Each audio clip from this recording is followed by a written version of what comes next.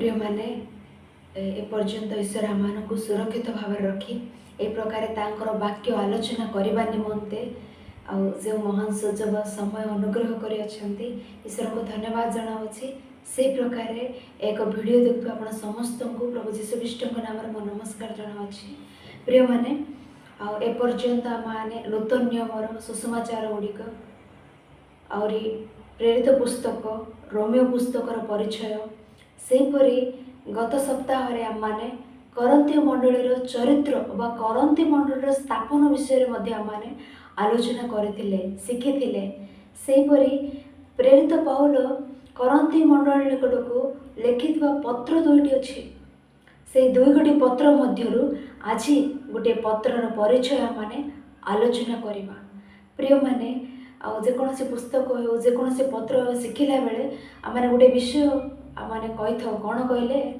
आम मैंने पत्रर परिचय शिखा किंतु से गोटे गोटे अध्याय से बरणी आम शिखिन केवल पत्रर ओभरव्यू नचेत आउटलाइन ये आम शिखि था यह कहीं प्रकार शिखा कहले ए प्रकार परिचय शिखा द्वारा से पत्र विषय से पुस्तक विषय को ज्ञान आम लाभ कर पढ़ला बेले आम सहज रूपे पढ़ी था सहज रूपे पढ़ी था सहज रूपे बुझी था से एक प्रयास से एक कार्यक्रम द्वारा प्रत्येक पुस्तकर परिचय पत्र गुड़िकर परिचय आम शिखुअछु गत सप्ताह आम करंती मंडल चरित्र आम शिखिले प्रिय माने एक करंती मंडल चरित्र शिखिला बेले भौगोलिक रूपे करंती क्यों स्थान अच्छी करंती नगर को पाउल केबे गले करंती नगर परिस्थिति गुड़िक कौन सेठारे क्यों क्यों मानक से परिवर्तन कले सेठारे घटुवा विषय समस्त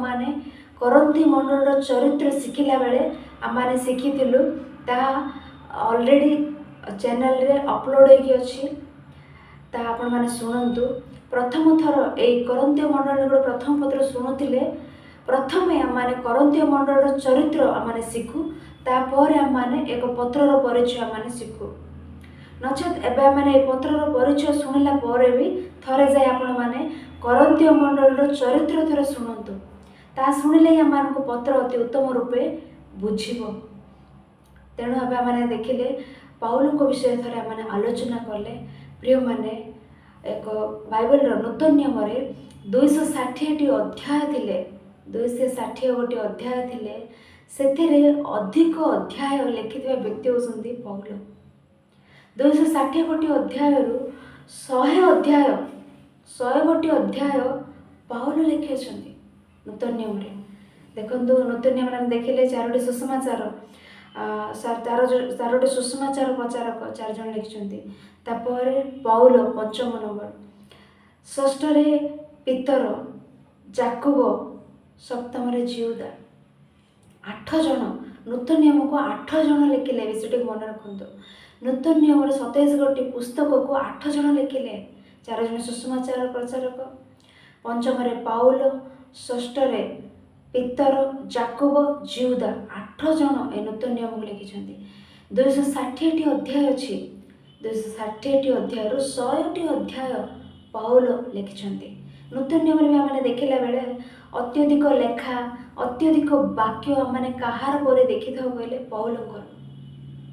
पाउलंकर लेखा आम देखी था पाउलंकर वाक्य अधिक रूपे आम नूतन नियम देखी था माने वास्तव में आम आलोचना कले वर्तमान क्रिस्टियन चरित्र रे अनेक सेवक माने सेवा करुअछंती सेवक माने महान महान सेवक माने अछंती से माने महान रूपे सेवा करुअछंती आमने जानू अनेक सेवक मिशनरीज भाव में अछंती पठा जाइतवा लोक इंग्लैंड रु डेविड लिविंगस्टन पठा जाइतवा सेवक से प्रकार आम समस्ते जानिथिबा आम समस्ते जानिथिबा जने विलियम केरी महान रूपे सेवा कार्य कले एमाने समस्त अति महान रूपे सेवा कार्य कले किंतु आमने थोड़े आलोचना कले एमानक समस्त अपेक्षा पाउल अति महान रूपे तांकर सेवा कार्य पाउलक पर ही एमाने कही आमको मध्य कई हेले मध्य स्वीकार करिवार अछि पाउलक सुसमाचार सेवा कार्य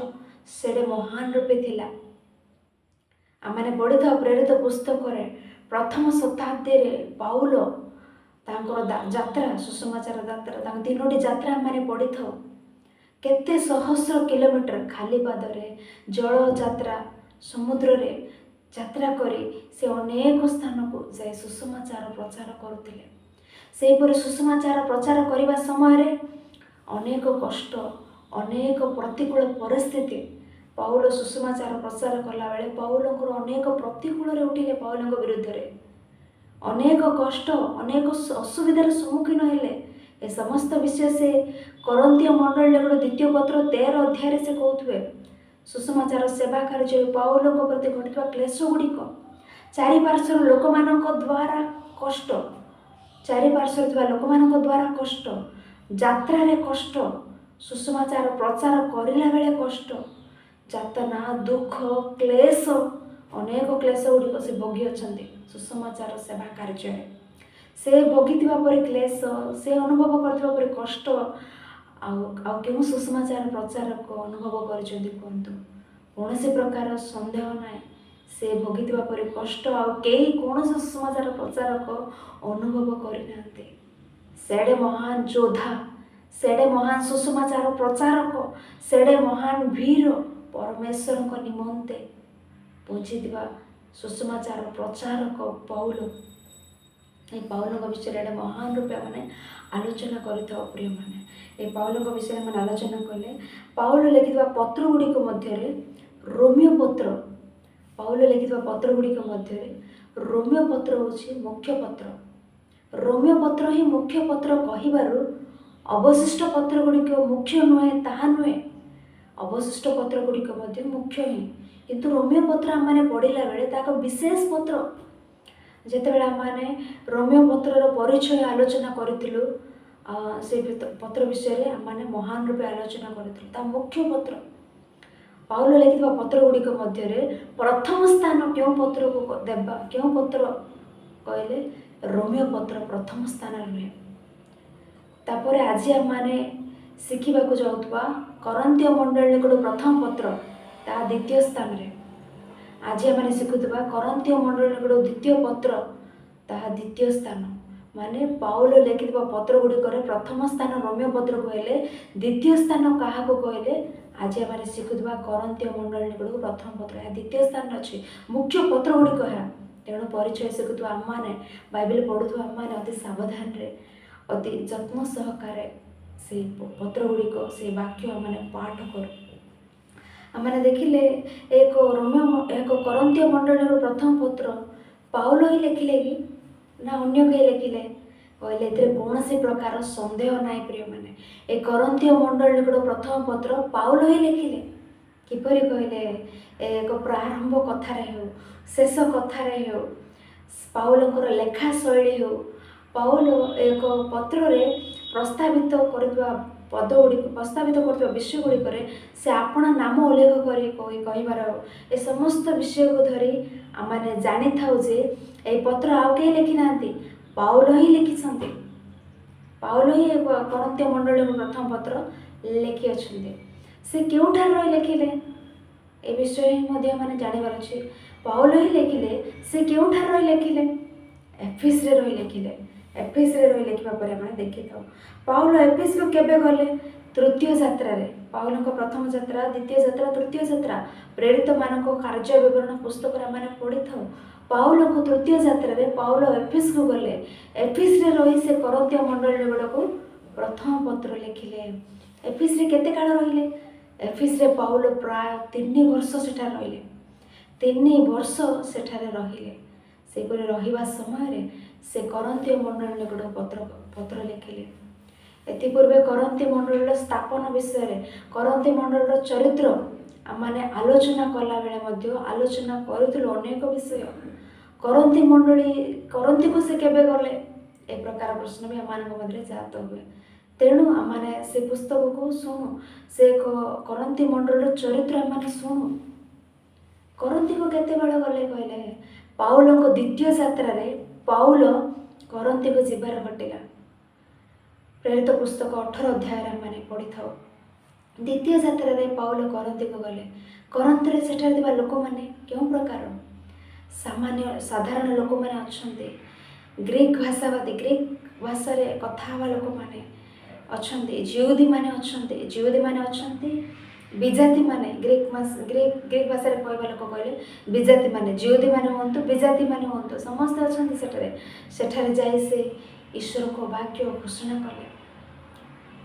सेठारे शुणी लोके परिवर्तित हेले से प्रकार परिवर्तित होगा लोक मानक मध्य समाज गृहर अध्यक्ष अच्छा समाज गृहर अध्यक्ष तांको नाम क्रिस्प से प्रकार समाज गृह को लगी रही तीतस जुस्त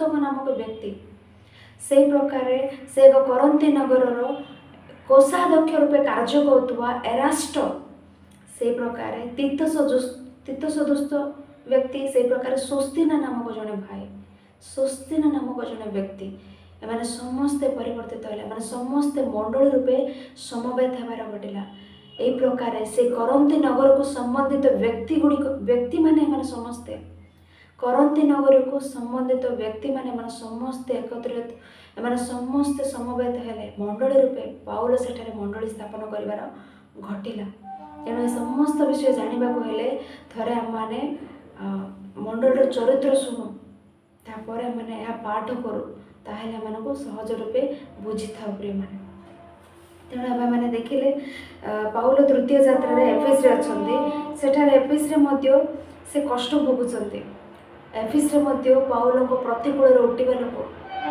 पाउल को विरुद्ध में उठा लोक अच्छा एफिस रे महान गंडगोल सेठारे विशृंखला गंडगोल सृष्टि है एफिस मैंने प्रेरित मान कार्य 19 अध्याय 23 पद पढ़ले ये मार्ग विषय महागंडगोल घटिला ये मार्ग विषय महागंडगोल घटला 19 अध्याय सारा आपण मैंने पढ़ले आम पढ़ुले सेठारे आर्तेमी देवी आर्तेमी मंदिर निर्माण रौप्य मंदिर निर्माण करने स्वर्णकार मैंने अच्छा स्वर्णकार अच्छा से स्वर्णकार एठारे से स्वर्णकार एठारे व्यवसाय क्षति घटो पाउल एठारे अच्छा एक विप्लव एक चांचल्य पाउल द्वारा घटुअछि व्यवसाय क्षति घटो समस्त जब ईश्वर को जानवे ताहले आर्थिमी एक निर्माण कर एक व्यवसाय घटुचे से प्रतिमा गुड़िक बिक्री करी से व्यवसाय क्षति घटो करी से अविश्वासी अनेक लोक विश्वास कर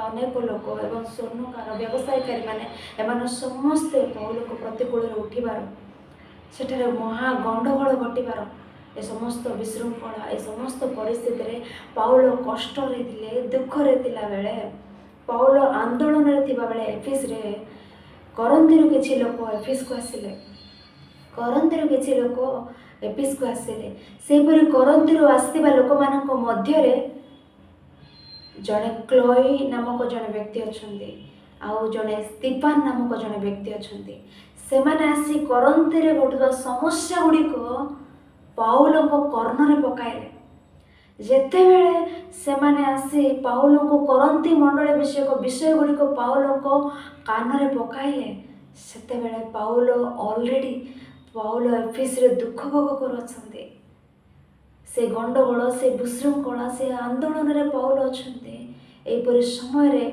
एमाने आसी उत्तम समाचार आनी कि उत्तम समाचार हेले हाड़र पुष्टिकर मंद समाचार क्षतिकर नुहे कि मंद समाचार माने आनिले उत्तम समाचार कि मंद समाचार आनिले से समाचार शुणा मात्र के करंथीय मंडल विषयक वार्ता शुणी पाउल हृदय भांगीगला थरड़ी गला कौन ए प्रकार परिस्थिति से शुणी सेठारे घटुवा विषय गुड़िक सेठारे घटुवा से एक अधर्म अन्याय विषय शुणी से भांगी पड़े प्रकृति में कौन घटी करंती मंडल से जन विषय मैंने देखिले से मैंने कहते ए प्रकार घटुअछि से प्रकार घटुअछि कही चिंता कला बेले एबे ही मंडली स्थापन करके आसिली पाउल सेते बेले ही मंडली स्थापन कर तृतीय यात्रा एफिस को जाई अछंदी अल्प काल रे मंडलीर परिस्थिति ए प्रकार हैला कि कोई चिंताधारा से दुख रे भांगी पड़िबा परे परिस्थिति आ पाउल से प्रकार दुख रे से प्रकार अश्रु सहकार लिखिथिबा पत्र होछि କରନ୍ତୀୟ ମଣ୍ଡଳୀ ନିକଟ ପ୍ରଥମ ପତ୍ର ଏଫିସରେ ରହିଲା ବେଳେ ସେ ଲେଖିଲେ। କରନ୍ତୀୟ ମଣ୍ଡଳୀ ନିକଟ ପ୍ରଥମ ପତ୍ର ଆଜି ଆମେ ପାଠ କରୁଛୁ। ତା ପାଉଲ ଅଶ୍ରୁ ସହକାରେ ଦୁଃଖରେ ଭାଙ୍ଗି ପଡ଼ି ଲେଖିଲେ ସେମାନଙ୍କର ସମସ୍ୟା ସମାଧାନ କରିବା ନିମନ୍ତେ, ସେମାନଙ୍କର ତ୍ରୁଟି ଗୁଡ଼ିକ ସଂଶୋଧନ କରିବା ଅଭିପ୍ରାୟରେ ପାଉଲ କରନ୍ତୀୟ ମଣ୍ଡଳୀ ନିକଟକୁ ପ୍ରଥମ ପତ୍ର ଲେଖିବାରେ ଘଟିଲା।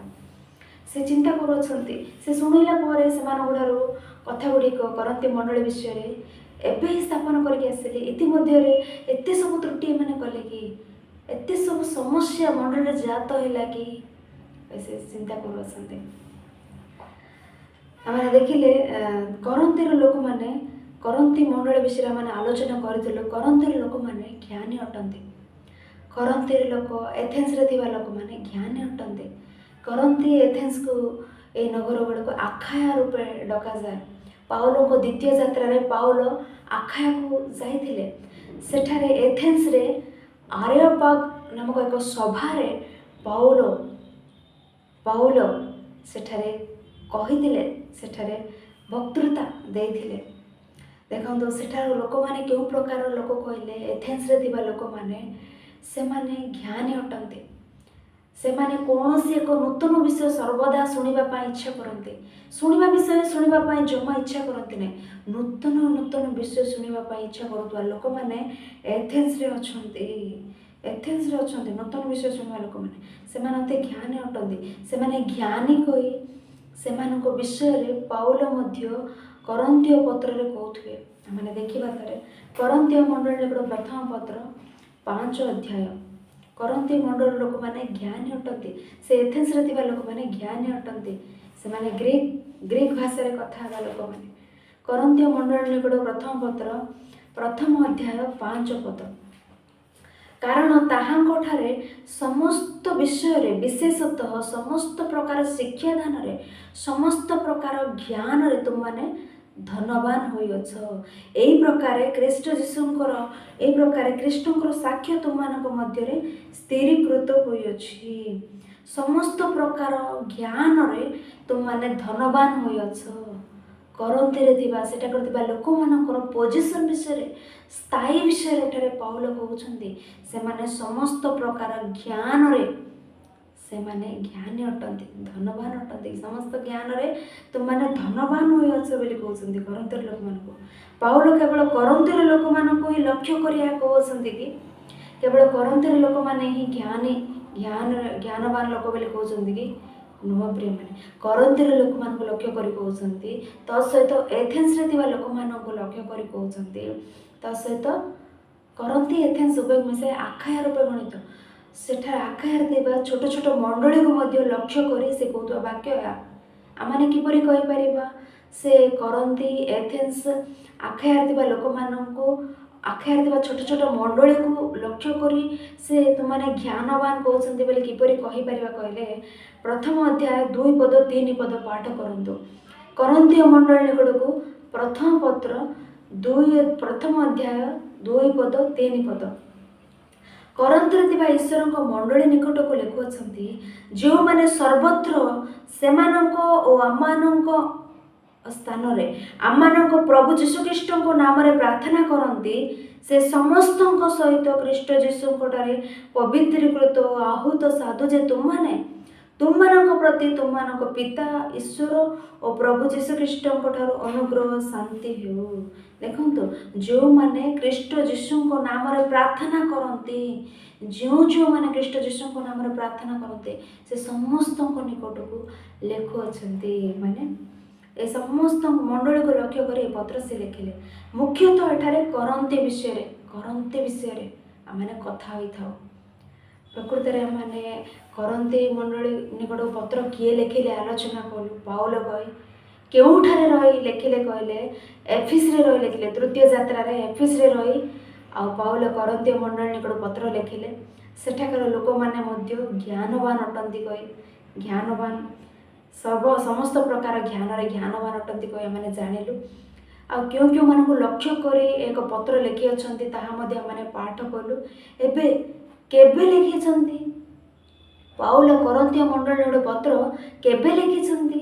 ଖ୍ରୀଷ୍ଟାବ୍ଦ 57 ବର୍ଷ ଖ୍ରୀଷ୍ଟାବ୍ଦ 57 ପାଉଲ କରନ୍ତୀୟ ମଣ୍ଡଳୀ ନିକଟକୁ ପ୍ରଥମ ପତ୍ର ଲେଖିଲେ, ଏଫେସରେ ରହି ଲେଖିଲେ। ପ୍ରିୟମାନେ, ଏହି ସମୟରେ ଆଉ ଏକ ବିଷୟ ଆଲୋଚନା କଲେ। ଏକ ପାଉଲ କରନ୍ତୀୟ ମଣ୍ଡଳୀ ନିକଟ ପ୍ରଥମ ପତ୍ର ଲେଖିଲେ। ଏ ପ୍ରଥମ ପତ୍ର ଲେଖିବା ପୂର୍ବେ କରନ୍ତୀକୁ ସେ ଆଉ ଗୋଟିଏ ପତ୍ର ଲେଖିଅଛନ୍ତି। ପୂର୍ବେ ମଧ୍ୟ ଆମମାନେ ରୋମିଓ ପତ୍ରର ପରିଚୟ ଶିଖିଲା ବେଳେ ଆମମାନେ ଆଲୋଚନା କରିଥିଲୁ। ରୋମିଓ ପତ୍ରର ପରିଚୟ ଶିଖିଲା ବେଳେ ଆମମାନେ ଆଲୋଚନା କରିଥିଲୁ। କରନ୍ତୀୟ ମଣ୍ଡଳୀ ନିକଟକୁ ପୂର୍ବେ ହିଁ ଆଉ ଏକ ପତ୍ର, ଏହି ପତ୍ର ପୂର୍ବେ ହିଁ ଆଉ ଏକ ପତ୍ର ପାଉଲ ଲେଖିବା ପରେ ଆମମାନେ ଦେଖିଥାଉ। ସେ ବାକ୍ୟ ଆମେ ଦେଖିଲେ କରନ୍ତୀୟ ମଣ୍ଡଳୀର ପ୍ରଥମ ପତ୍ର 5 ଅଧ୍ୟାୟ 9 ପଦ। ବ୍ୟଭିଚାରୀମାନଙ୍କ ସହିତ ସମ୍ପର୍କ ନ ରଖିବା ପାଇଁ ମୁଁ ତୁମମାନଙ୍କୁ ମୋର ପତ୍ରରେ ଲେଖିଥିଲି। କ'ଣ କହୁଛନ୍ତି? ବ୍ୟଭିଚାରୀମାନଙ୍କ ସହିତ ସମ୍ପର୍କ ନ ରଖିବାକୁ ମୁଁ ତୁମମାନଙ୍କୁ ମୋ ପତ୍ରରେ ଲେଖିଥିଲି। ମାନେ ଆଜି ଆମେ ପଢ଼ୁଛୁ, ଏହା ହିଁ ପ୍ରଥମ ପତ୍ର ଆମେ ଭାବୁଛେ, କିନ୍ତୁ ଏହି ପତ୍ରକୁ ପୂର୍ବେ ପାଉଲ ଆଉ ଏକ ପତ୍ର ଲେଖିଅଛନ୍ତି। ସେହି ପତ୍ରରେ କ'ଣ ଲେଖିଛନ୍ତି?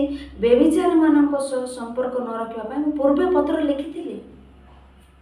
ଏହି ପତ୍ର ବାଇବେଲରେ ଆଜି ଅଛି, ସେହି ପତ୍ର ଆମମାନଙ୍କୁ ନାହିଁ, କିନ୍ତୁ ଏହି ପତ୍ର ଅଛି। ଏହି ପତ୍ର ପ୍ରଥମ ପତ୍ର ଭାବରେ ଆମେ ସମ୍ବୋଧନ କରୁଅଛୁ, ପ୍ରଥମ ପତ୍ର ଭାବରେ ଆମେ ପଢ଼ୁଅଛୁ, କିନ୍ତୁ ଏଥି ପୂର୍ବେ ହିଁ କରନ୍ତୀୟ ମଣ୍ଡଳୀକୁ ଆଉ ଗୋଟିଏ ପତ୍ର ଲେଖିଲେ। ଆଉ ଗୋଟିଏ ପତ୍ରରେ ଅନେକ ବିଷୟ ସେମାନଙ୍କୁ ଲେଖିଲେ, ତଥାପି ସେମାନେ ସେ ସମସ୍ତ ବିଷୟ ଦ୍ୱାରା ସେ ମଣ୍ଡଳୀର ତ୍ରୁଟି ସଂଶୋଧନ କରିନାହାନ୍ତି। ସେମାନଙ୍କ ଜୀବନକୁ ସେମାନେ ସଜାଡ଼ି ନାହାନ୍ତି। ସମସ୍ୟା ଆହୁରି ସମାଧାନ ଘଟି ନାହିଁ। ସେଥିପାଇଁ ପାଉଲ ଏ ପତ୍ର ଲେଖିବାର ଘଟିଲା। ଦେଖନ୍ତୁ ମଣ୍ଡଳୀର ପରିସ୍ଥିତି, ମଣ୍ଡଳୀ କେଉଁ ପ୍ରକାର ଅଛି ଆପଣମାନେ ଚିନ୍ତା କରନ୍ତୁ। ଏଥିପୂର୍ବେ ସେ ଗୋଟିଏ ପତ୍ର ଲେଖିଲେ, ତଥାପି ସେଠାରେ ପରିବର୍ତ୍ତନ ନାହିଁ। ସେଥିପାଇଁ ପ୍ରିୟମାନେ ଦୁଃଖରେ ସେମାନେ ଏଫେସରେ ରହି ଅତି ଦୁଃଖରେ ପାଉଲ କରନ୍ତୀୟ ମଣ୍ଡଳୀ ନିକଟ ପ୍ରଥମ ପତ୍ର ଲେଖୁଛନ୍ତି। ସେମାନଙ୍କଠାରେ ଥିବା ସମସ୍ୟା ସମାଧାନ କରିବା ନିମନ୍ତେ, ସେମାନଙ୍କଠାରେ ଥିବା ତ୍ରୁଟି ଗୁଡ଼ିକ କରନ୍ତୀ ମଣ୍ଡଳୀରେ ଘଟୁଥିବା ତ୍ରୁଟି ଗୁଡ଼ିକ ସଂଶୋଧନ କରିବା ପାଇଁ ଏହି କରନ୍ତୀୟ ମଣ୍ଡଳୀ ନିକଟ ପ୍ରଥମ ପତ୍ର ଲେଖିବାର ଘଟିଲା। ତେଣୁ ଏ କରନ୍ତୀୟ ମଣ୍ଡଳୀର ପ୍ରଥମ ପତ୍ରର ମୁଖ୍ୟ ଉଦ୍ଦେଶ୍ୟ କ'ଣ କହିଲେ? ସମସ୍ୟା ଗୁଡ଼ିକ ସମାଧାନ କରିବା ନିମନ୍ତେ, ତ୍ରୁଟି ଗୁଡ଼ିକ ସଂଶୋଧନ କରିବା ନିମନ୍ତେ ଲେଖିଥିବା ପତ୍ର ହେଉଛି ପ୍ରଥମ ପତ୍ର। ଏହା ହେଉଛି କରନ୍ତୀୟ ମଣ୍ଡଳୀ ନିକଟ ପ୍ରଥମ ପତ୍ରର ମୁଖ୍ୟ ଉଦ୍ଦେଶ୍ୟ। ଏପର୍ଯ୍ୟନ୍ତ ଆମେ ପାଉଲ ଲେଖିଲେ କହି ଆଲୋଚନା କଲୁ, କେଉଁଠାରେ ରହି ଲେଖିଲେ କହି ଆଲୋଚନା କଲୁ, କେବେ ଲେଖିଲେ ତାହା ଜାଣିଲୁ, ପତ୍ରର ମୁଖ୍ୟ ଉଦ୍ଦେଶ୍ୟ ମଧ୍ୟ ଆମେ ଜାଣିଲୁ। ଏବେ ଆମେ ଏକ ପତ୍ର ମଧ୍ୟକୁ ଆମେ ଯିବା। ଏ ପତ୍ର ମଧ୍ୟକୁ ଯିବା ପୂର୍ବରୁ ଏହି ଏକ କରନ୍ଥୀ ମଣ୍ଡଳୀର କେଉଁ ପ୍ରକାର ସମସ୍ୟା ଅଛି, କ'ଣ ସେ ସମସ୍ୟା କଥା ହେଉଛୁ, କ'ଣ ସେ ସମସ୍ୟା, କେଉଁ ପ୍ରକାର ସମସ୍ୟା ଅଛି, କେଉଁ ପ୍ରକାର ସମସ୍ୟା ସମାଧାନ କରିବା ନିମନ୍ତେ ସେ ଲେଖୁଅଛନ୍ତି, କେଉଁ ପ୍ରକାର ସମସ୍ୟା ମାନେ ପ୍ରଥମ ଅଧ୍ୟାୟରେ ଆମେ ପଢ଼ିଥାଉ। ପ୍ରଧାନ ସମସ୍ୟା ପ୍ରଥମ ଅଧ୍ୟାୟରେ ଆମକୁ ଦେଖାଯାଏ। ପ୍ରିୟମାନେ, ଆମେ ସମସ୍ତେ ବାଇବେଲ କରି ଦେଖୁ କରନ୍ତୀୟ ମଣ୍ଡଳୀର ପ୍ରଥମ ପତ୍ରରେ ପ୍ରଥମ ସମସ୍ୟା ବିଷୟରେ, ପ୍ରଥମ ସମସ୍ୟା ବିଷୟରେ ପାଉଲ ଲେଖୁଅଛନ୍ତି। ଏହି ସମସ୍ୟା କ'ଣ କହିଲେ? ଗ୍ରୁପିଜମ୍। ଏ ସମସ୍ୟା କ'ଣ?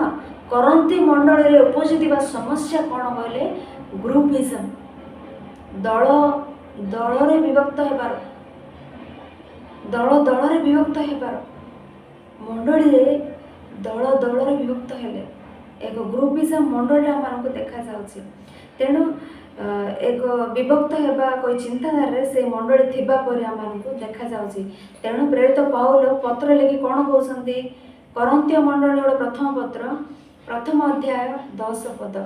କରନ୍ତୀୟ ମଣ୍ଡଳୀର ପ୍ରଥମ ପତ୍ର ପ୍ରଥମ ଅଧ୍ୟାୟ 10 ପଦ। ହେ ଭାଇମାନେ, ଆମମାନଙ୍କ ପ୍ରଭୁ ଯୀଶୁଖ୍ରୀଷ୍ଟଙ୍କ ନାମରେ ମୁଁ ତୁମମାନଙ୍କୁ ଅନୁରୋଧ କରୁଅଛି, ଯେପରି ତୁମମାନେ ସମସ୍ତେ ଏକ କଥା କୁହ, ଆଉ ତୁମମାନଙ୍କ ମଧ୍ୟରେ ଦଳଭେଦ ନ ହୁଏ, କିନ୍ତୁ ତୁମ୍ଭେମାନେ ଏକ ମନରେ ଓ ଏକ ବିଚାରରେ ସମ୍ମିଳିତ ହୁଅ। କ'ଣ କହୁଛନ୍ତି? ହେ ଭାଇମାନେ, ଆମମାନଙ୍କ ପ୍ରଭୁ ଯୀଶୁଖ୍ରୀଷ୍ଟଙ୍କ ନାମରେ ମୁଁ ତୁମମାନଙ୍କୁ ଅନୁରୋଧ କରୁଅଛି। ପାଉଲ କେଡ଼େ ମହାନ, ଆମେ ଏଥିପୂର୍ବେ ଆଲୋଚନା କଲୁ, କେଡ଼େ ମହାନ ଯୋଦ୍ଧା, କେଡ଼େ ମହାନ ସୁସମାଚାର ପ୍ରଚାରକ ହୋଇଥିବା ପାଉଲ କ'ଣ କହୁଛନ୍ତି? କହୁଛନ୍ତି ମୁଁ ତୁମମାନଙ୍କୁ ଅନୁରୋଧ କରୁଅଛି। ଜଣେ ସୁସମାଚାର ପ୍ରଚାରକ ପାଉଲ ଅନୁରୋଧ କରୁଅଛି କହି ମଣ୍ଡଳୀ କହୁଛନ୍ତି କହିଲେ ମଣ୍ଡଳୀର ପରିସ୍ଥିତି ଗୁଡ଼ିକ କେଡ଼େ ଶୋଚନୀୟ ହୋଇଥିବ ଆପଣମାନେ ଚିନ୍ତା କରନ୍ତୁ।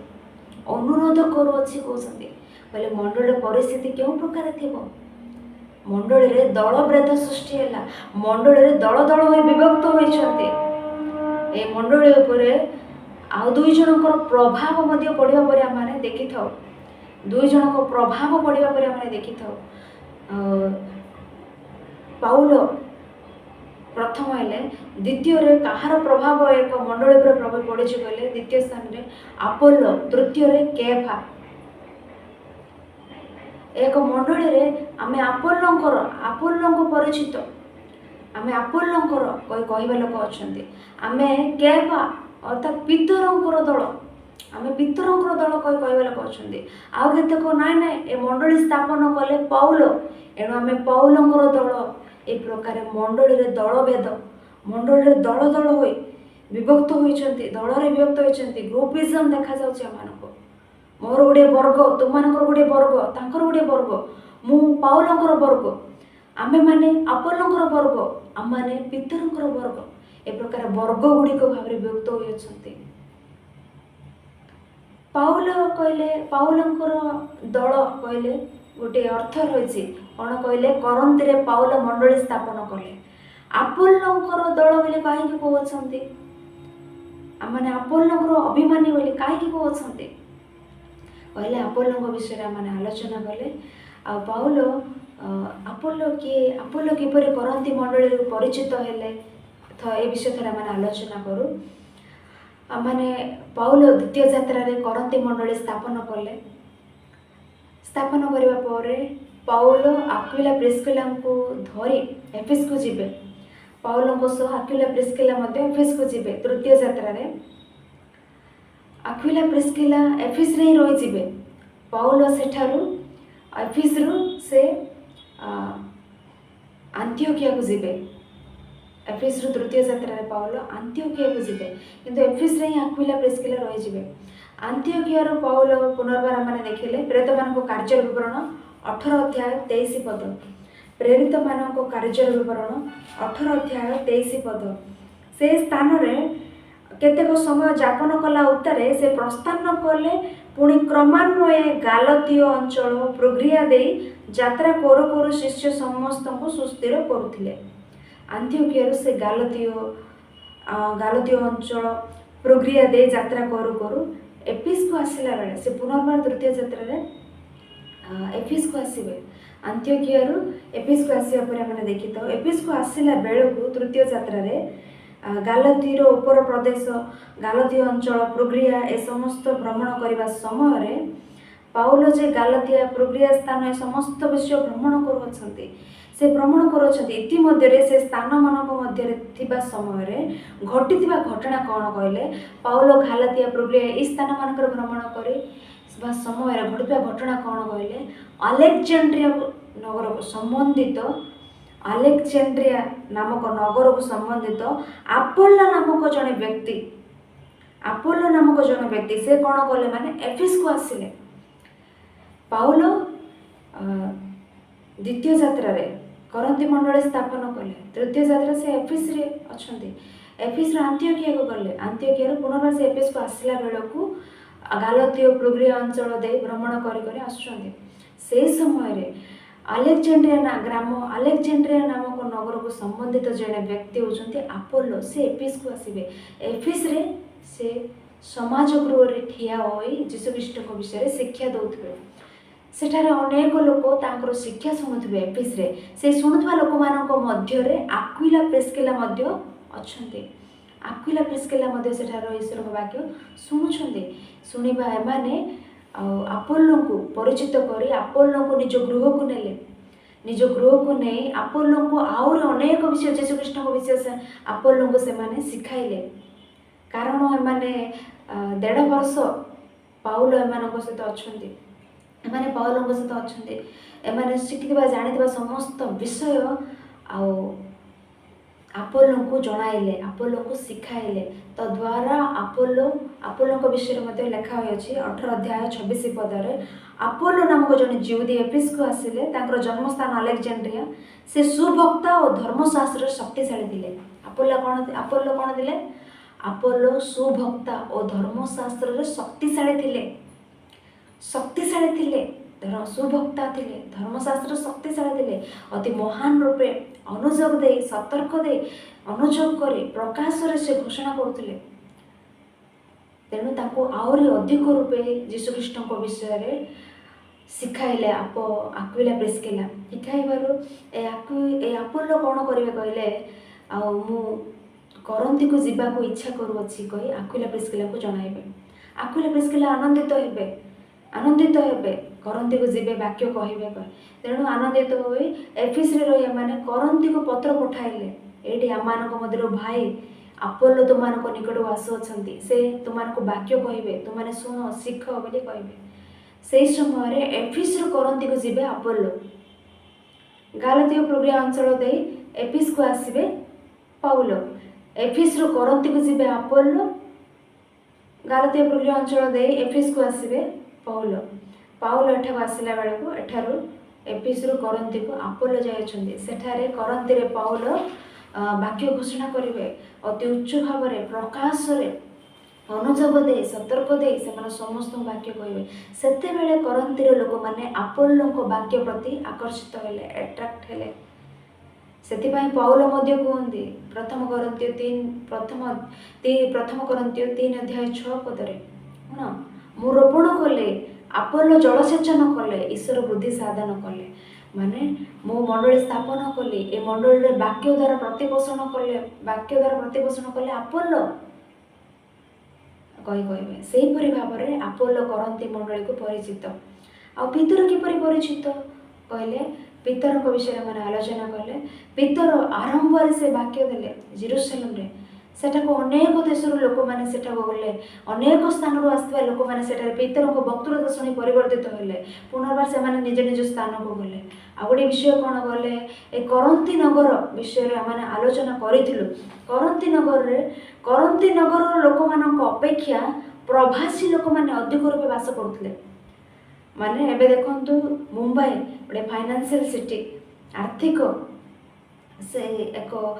ଫାଇନାନ୍ସିଆଲ ସିଟି ଯେହେତୁ ଆର୍ଥିକ ନଗର, ସେଠାକୁ ଅନେକ ଲୋକମାନେ, ସେଠାରେ ଥିବା ଲୋକମାନଙ୍କ ଅପେକ୍ଷା ଅନେକ ସ୍ଥାନରୁ, ଅନେକ ରାଜ୍ୟରୁ, ଅନେକ ଦେଶରୁ ଆସିଥିବା ଲୋକମାନେ ସେଠାରେ ଅଧିକ ରୂପେ ରୁହନ୍ତି। ସେହିପରି କରନ୍ତି ନଗରରେ ମଧ୍ୟ କରନ୍ତି ନଗରର ଲୋକମାନଙ୍କ ଅପେକ୍ଷା ବାହାରୁ ଆସିଥିବା ଲୋକମାନେ ଅଧିକ ରୂପେ ସେଠାରେ ପ୍ରବାସୀମାନେ ରୁହନ୍ତି। କିପରି କହିବା କହିଲେ, ଜଣେ ଆକ୍ୱିଲା ପ୍ରିସ୍କିଲା, ଏମାନେ କରନ୍ତିର ଲୋକ ନୁହନ୍ତି। ଏମାନେ କ୍ଲାଉଦିୟ ଶାସନକର୍ତ୍ତା ରୂପେ ଥିଲାବେଳେ ରୋମରେ ଏଠାରେ ଜିହୁଦୀମାନେ ରହିବାକୁ ହେବ ନାହିଁ, ଚାଲିଯାଅ କହିବାରୁ, ସେଠାରେ ଗୋଟେ ଗଣ୍ଡଗୋଳ ବିଶୃଙ୍ଖଳା ଘଟିବାରୁ ସେ ପଠାଇ ଦେବାରୁ ସେଠାରୁ ଆକ୍ୱିଲା ପ୍ରିସ୍କିଲା କରନ୍ତିକୁ ଆସି ରହିଥିଲେ। ସେହି ପ୍ରକାର ଅନେକ ଲୋକମାନେ କରନ୍ତିକୁ ଆସି ପ୍ରବାସୀ ରୂପେ ରହିବା।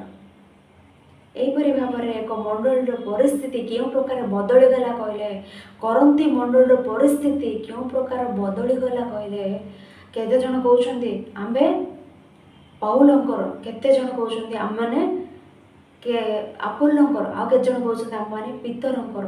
ଏହି ପ୍ରକାର ଦଳ ରୂପେ ବିଭକ୍ତ ହେବା ପରିସ୍ଥିତି ମଣ୍ଡଳୀରେ ସ୍ଥାନ ପାଇଅଛି। ମଣ୍ଡଳୀ ଏ ପ୍ରକାର ଭୟଙ୍କର ପରିସ୍ଥିତି ଆମମାନେ ଦେଖିଥାଉ। ସେବକମାନଙ୍କର ସପୋର୍ଟ, ଏହି ସେବକ ଆମର ଏ ପ୍ରକାର ଦଳଭେଦ ସେମାନଙ୍କ ମଧ୍ୟରେ ଉପୁଜିବା ପରେ ଆମେ ଦେଖିଥାଉ। ସେବକମାନଙ୍କୁ ଅଭିମାନ କରିବାର, ସେବକମାନଙ୍କୁ ପ୍ରେମ କରିବାର ତାହା ଭୁଲ ନୁହେଁ। ସେବକମାନଙ୍କୁ ଅଭିମାନ କରିବାର କୌଣସି ପ୍ରକାର ଭୁଲ ନୁହେଁ। ପାଉଲ ମଧ୍ୟ କୁହନ୍ତି ଆକ୍ୱିଲା ପ୍ରିସ୍କିଲାଙ୍କ ବିଷୟରେ, ଏମାନେ ମୋ ନିମନ୍ତେ, ମୋ ପ୍ରାଣ ନିମନ୍ତେ ସେମାନଙ୍କ ପ୍ରାଣକୁ ବିପଦଗ୍ରସ୍ତ କଲେ। ମାନେ କେତେ ପ୍ରେମ ନ କଲେ ପାଉଲଙ୍କ ନିମନ୍ତେ ସେମାନଙ୍କ ପ୍ରାଣକୁ ବିପଦଗ୍ରସ୍ତ କଲେ। ସେହିପରି ଗାଲାତିଆ ମଣ୍ଡଳୀ ବିଷୟରେ ମଧ୍ୟ କୁହନ୍ତି, ସମୟ ହେଲେ ତୁମର ଚକ୍ଷୁ ଉତ୍ପାଟନ କରି ମୋତେ ଦିଅନ୍ତ।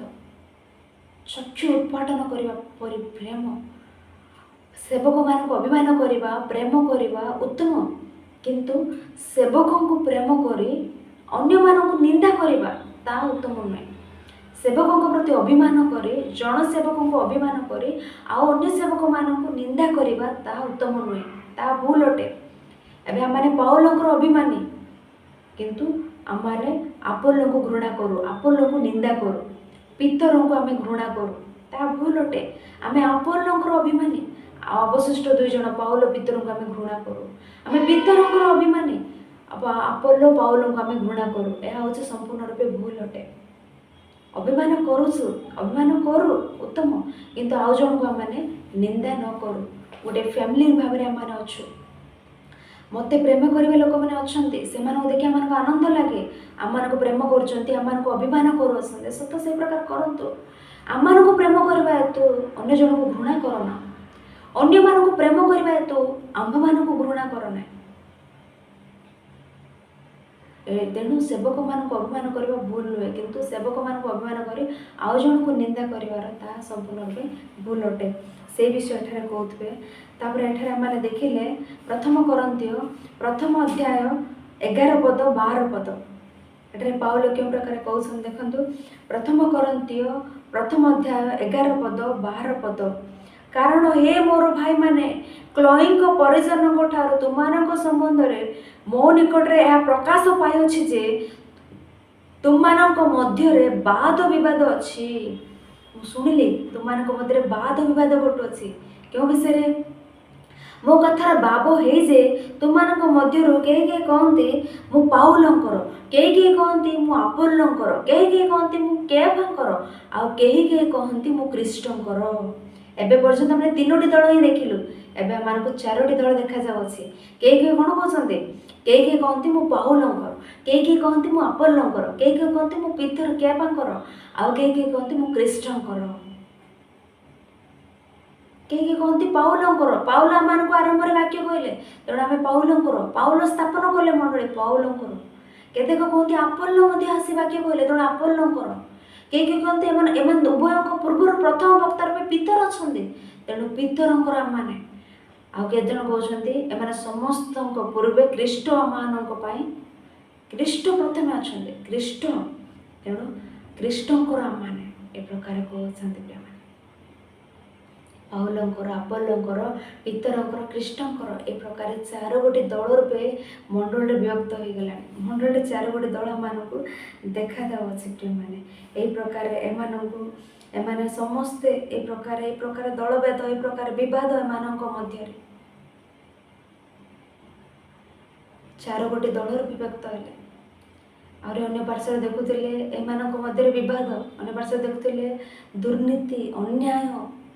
এই ମଣ୍ଡଳୀରେ ପରିପୂର୍ଣ୍ଣ ଦୁର୍ନୀତି, ଅନ୍ୟାୟ, ଅଧର୍ମ, ଜଗତ ସମ୍ବନ୍ଧୀୟ ବିଷୟ ଗୁଡ଼ିକ এই ମଣ୍ଡଳୀକୁ ପ୍ରବେଶ କରିଲା ପରେ ଆମେ ଦେଖିଥାଉ। ଜଗତ ସମ୍ବନ୍ଧୀୟ ବିଷୟ ଗୁଡ଼ିକ କରନ୍ଥୀୟ ନଗରରେ ଆମେ ଦେଖିଥାଉ।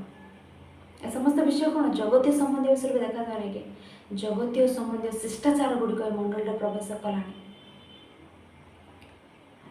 ଅତୀତରେ ଆମମାନେ ସୋଦମ ହମୋରା ବିଷୟରେ, ସୋଦମ କହିଲେ ତା ଗୋଟେ ଖରାପ ନଗର ବୋଲି ଆମେ ସ୍ମରଣ କରିଥାଉ। ସେଇ ପ୍ରକାର ହମୋରା କହିଲେ ତା ଗୋଟେ ଖରାପ ନଗର ବୋଲି ଆମେ କହିଥାଉ। ସେହିପରି ଇସବେଲ ରାଣୀଙ୍କ ବିଷୟରେ ଆମେ ଶୁଣିଲେ ସେ ଅତି ଭୟଙ୍କର ବୋଲି ଆମେ କହିଥାଉ। ସେହିପରି କରନ୍ଥୀ ନଗର କିପରି ପରିବର୍ତ୍ତିତ ହେଲା କହିଲେ, ସେ ସମୟରେ କରନ୍ଥୀ ନଗର କହିଲେ ଏହା ଖରାପ ବୋଲି କହିବା ପରିସ୍ଥିତି କରନ୍ଥୀ ନଗର ଉପଜିଲାନି। କରନ୍ଥୀ ନଗର ସେଇ କାଳରେ କହିଲେ ଖରାପ ବ୍ୟକ୍ତି ଦେଖାଗଲେ ଏ କରନ୍ଥୀ ନଗର ତୁଲ୍ୟ ବୋଲି କୁହନ୍ତି, କାରଣ ସେ ଖରାପ ବୋଲି କହେ। ସେଇ ପ୍ରକାର ପରିସ୍ଥିତି। ସେହିପରି ନଗରକୁ ପାଉଲ ଯିବାର, ପାଉଲ 1.5 ବର୍ଷ ପ୍ରାୟ 18 ମାସ ସେଠାରେ ରହି ଈଶ୍ୱରଙ୍କ ବାକ୍ୟ ସେମାନଙ୍କୁ କହିବାର। ସେଠାରେ କେଉଁ ପ୍ରକାର ଲୋକମାନେ ଅଛନ୍ତି? ବାଣିଜ୍ୟ ନିମନ୍ତେ ତା ସୁଖ୍ୟାତ, ବ୍ୟବସାୟ ନିମନ୍ତେ ସୁଖ୍ୟାତ। ବାଣିଜ୍ୟ କହିଲେ, ବ୍ୟବସାୟ କହିଲେ କେଉଁ ପ୍ରକାର ଅଧର୍ମ, କେଉଁ ପ୍ରକାର ବାଣିଜ୍ୟ କହିଲେ କେଉଁ ପ୍ରକାର ବିଷୟ ସେଠାରେ ଘଟୁଥିବ। ଆହୁରି ସେଠାରେ ଗୋଟେ ଥିବା ମନ୍ଦିର, ସେଇ ମନ୍ଦିରରେ ସେଠାରେ ଘଟୁଥିବା ବ୍ୟଭିଚାର, ଏ ସମସ୍ତ ବିଷୟ ମଧ୍ୟରେ ପାଉଲ ଯାଇ ସେଠାରେ ବାକ୍ୟ କହିଲେ। ବାକ୍ୟ କହି ଈଶ୍ୱରଙ୍କ ଲୋକମାନଙ୍କୁ ସାଧୁ ରୂପେ କଢ଼ାଇ ନେଲେ। ସେମାନଙ୍କୁ ସାଧୁ ରୂପେ କଢ଼ାଇ ନେଲା ବେଳେ ସମସ୍ତ ପରିସ୍ଥିତି ଉପୁଜିଲେ। से केते दुख करी ए पत्र लेखुअछन्ति आपण माने चिंता करताई पारंती। एडे भयंकर नगर व्यभिचार अच्छी सेठारे वाणिज्य तो अधर्म अन्याय से समस्त परिस्थिति रे पाउल जाई सेठारे वाक्य कही लोक मानू साधु लोक मानू उत्तम रूपे पढ़ाई नेला बेले मंडली स्थापन कला बेले से मंडली ए प्रकार परिस्थिति गुड़िक उपजिला बेले पाउल अति दुख रे अश्रु सहकारे करंतीय मंडली को प्रथम पत्र लिखुछन्ति ताहा जे माने पढुछु। देखंतु 13 पदर से कहउछन्ति कृष्ण की विभक्त होय अछन्ति तुम मानको निमंते कि पाउल क्रूसरे हत होइथिला किंबा तुम माने कि आ पाउल को नाम रे बाप्तिजित होइथिलो। पाउल को चिंताधारा केड़े महत्व अच्छे देखंतु कृष्ण की विभक्त होय अछन्ति तुम मानको निमंते कि पाउल क्रूसरे हत होइथिले काहे कि आपण नाम कहयार अछि पाउल की हत होइथिले पाउल की बाप्तिजित पाउल को नाम रे बाप्तिजित होइथिलो आपोलो की हत होइथिले क्रूसरे आपोलो को नाम रे बाप्तिजित होइथिलो काहे कि कहले नाही पितरं की हत होइथिले पितरं को नाम रे बाप्तिजित नेला काहे कि कहले नाही आपण नाम कहउछन्ति माने पाउल को मन केडे उत्तम आमाने आज सेवक रूपे थिले नचे सेवक रूपे आमाने प्रस्तुत होउथिले एक विषय पाउल कोडार आमाने शिक्षा करू अन्य का नाम नै कहउनांती निज नाम नै कहउछन्ति पाउल को नाम रे क्रूस पाउल तुमनको भाई क्रूस रत होइथिले कि पाउल को नाम रे बाप्तिजित होइथिलो कि निज नाम नै कहउछन्ति से विषय को आपण माने ग्रहण करंतु पाउल कोडार एक उत्तम शिक्षा माने शिक्षा करू तापर माने देखु तो पाउल क्रूस रथ होइथिले कि तुम माने कि पाउल को नाम रे बाप्तिजित होइथिलो कि सेठारे आपोलोंकर दल अछन्ति पितरंकर दल अछन्ति किंतु से निजर दल को निज को अभिमान करता लोक मानू सतर्क अनुजोग दे को अछन्ति पाउल तुम भाई क्रूस रे बळी हेतले कि निजर लोक मानू अनुजोग करछन्ति निज को अभिमानी रूपे मानिथिबा लोक मानू अनुजोग करछन्ति ए विषय को माने ग्रहण करू माने सर्वदा माने निज लोक मानू संशोधन सजाड़ा चेष्टा करू पाउल ताही कर निज को पाउलंकर कहवा लोक मानू से दल को से अनुजोग करते से दल को से सचेतन जन अच्छा तेणु ये वाक्य पढ़ला बेले पाउल माने निश्चित रूपे से महान कही माने न कही रही न पारू केड़े महान चिंताधारा केड़े महान भावना ताहांकर तेणु ये प्रथम अध्याय सारा माने देखिले यही प्रकार दल दल दल रूपे व्यक्त होबार विभाजन तेणु पाउल कहते तुम मैंने एक मन एक चित्त एक चिंताधारा तुम समस्ते एक होबार अच्छी आमर चिंताधारा एक होबार अच्छी तुम मैंने एक विचार सम्मिलित हुओ एक मन रे एक चिंताधारा हो दल भेद न घटू कहते दल भेद न हो कहते द्वितीय विषय कौन कहले ज्ञान प्रथम विषय देखिल दल भेद विषय द्वितीय विषय हूँ ज्ञान माने ज्ञान ज्ञान ज्ञान अच्छी आम गुड़े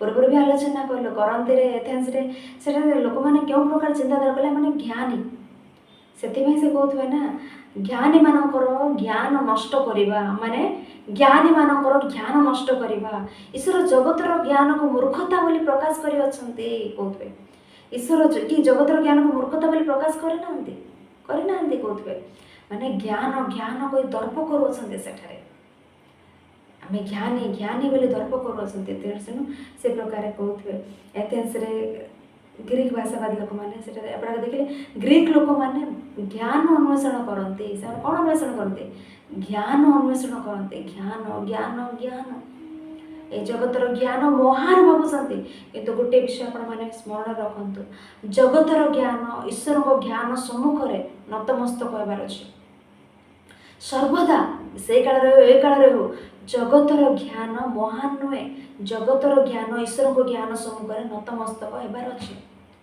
जीशु थिबा समय मध्य अनेक शास्त्री पारुषी माने ए जगतर ज्ञान द्वारा तांकर परास्त करने मुख बंद करने चेष्टा कले आम जाणु केतेक संदर्भ किंतु से माने निजे मुख बंद कले जगतर ज्ञान द्वारा अनेक प्रश्न पचारि जीशु को परास्त करवा जीशु को मुख बंद करने चेष्टा करवा मुख बंद है मैंने पढ़िले माथी लिखित सुसमाचार 21 अध्याय माथी लिखित सुसमाचार 22 अध्याय जोहन लिखित सुसमाचार 8 अध्याय पढ़ु माथी लिखित सुसमाचार 21 अध्याय जीशु समाज गृह शिक्षा देला बेले से आसी पचारे कौन भाई क्यों अधिकार रे समस्त विषय करुछ ए समस्त आश्चर्य कर्म किपर साधित होछि क्यों अधिकार रे समस्त करूछ आज भी पचारती ना परमिशन से माने पचारछन्ते क्यों कहार परमिशन सब करूछ बोली सेतेबेले यीशु कहले मु गोटे विषय पचारिबि तमाने कहिले मु भी क्यों अधिकार रे करूछि कहबि यीशु पचारले कौन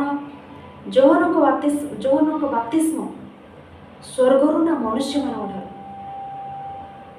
बाप्तिस्म कहबारु सेमाने समस्ते परस्पर तर्क करुछन्ते जदि स्वर्गरु कहबा ताले तुम विश्वास करना कहीं कहबे जदि मनुष्य मान कहबा ताले तुम लोक मान हेतु भय तेणु से समस्ते साइलेंट हो गले से यीशु भी साइलेंट है तुम मैंने न कहले मुझे कहबी ना से प्रकार मैंने देखिले कर विषय काईसर को कर देवा न्याय संगत कि विधि संगत कि पचारे काईसर को क्या कर देवा काईसर को कर देवा विधि संगत कि कोई प्रश्न करेंगे से कौन कहे जीशु ख्रीष्ट उत्तर देवे जीशु को उत्तर से मुख बंद हो से प्रश्न पचारे बंद हो मुख से भाव में जौन समाचार 8 अध्याय आम पढ़ला बेले जड़े बेविचार कर्मर द्रुता स्त्री को आने ए बेविचार कर्म करुवा समय आम धरलु मोसा व्यवस्था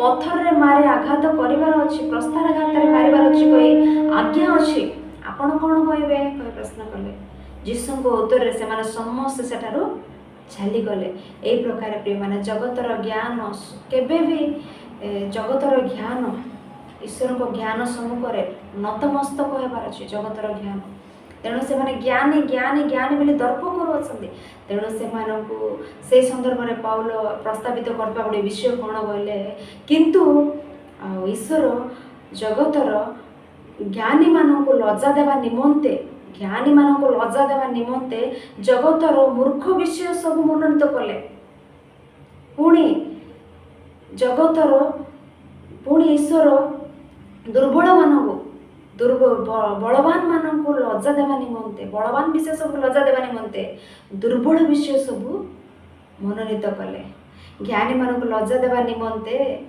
मूर्ख विषय सब मनोनीत कले बलवान विषय सब को लज्जा देवा निमंते ईश्वर जगतर दुर्बल विषय सब मनोनीत कले ए विषय कहीं प्रस्तावित कले से प्रस्तावित कले यह थिला प्रथम अध्याय से प्रकार द्वितीय अध्याय 6 पदरे आम पढ़िले परिपक्व लोक मानक मध्य आम ज्ञानर कथा प्रकाश करू प्रथम अध्याय द्वितीय अध्याय थिला तृतीय अध्याय आम देखिले तृतीय अध्याय प्रथम पदरे शारीरिक मना मंडली रे शारीरिक भाव देखा जाऊछ किपर तुमने शारीरिक भाव देखा जाऊछ कहले तुम मध्य कलह तुम मध्य विवाद तुम मध्य ईर्षा ए सब स्थान पाई अच्छी कहले तुमने शारीरिक नुह आउ कौन बोली कहते तुमने शारीरिक भाव में देखा जाऊछ आज आम मध्य ईर्षा कलह विवाद ईर्षा कलह विवाद ए समस्त थिले आज आम शारीरिक आध्यात्मिक नुहे आम आत्मिक नुह आम शारीरिक आम मंडल अच्छु किंतु आम